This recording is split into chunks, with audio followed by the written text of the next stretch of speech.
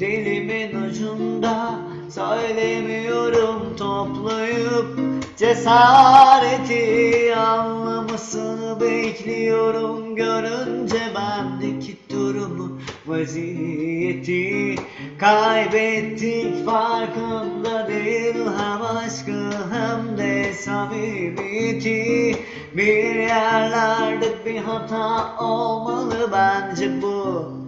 Onun diyeti kazanmak kaybetmekten uzun sürüyor. Of, eskiden olsa hadi gel kaçalım desen, benim buna gücüm vardı. Şimdi sonuna geldik yolun, anlıyorum, o günler geride kaldı.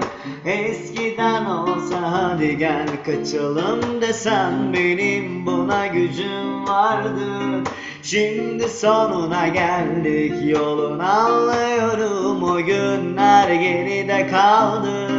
La la la la la la la la la la la la la la le, la la la la la la le, la la la la la la la la le.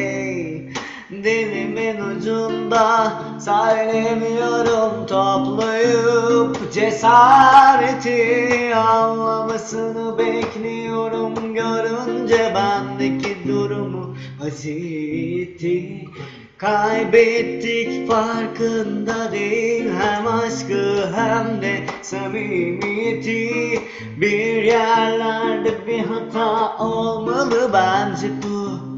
Onun diyeti kazanmak kaybetmekten uzun sürüyor. Of, eskiden olsa hadi gel kaçalım desen, benim buna gücüm vardı. Şimdi sonuna geldik yolun, anlıyorum, o günler geride kaldı. Eskiden olsa hadi gel kaçalım desem, benim buna gücüm vardı.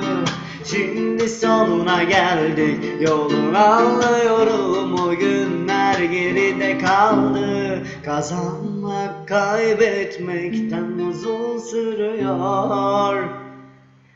Oh.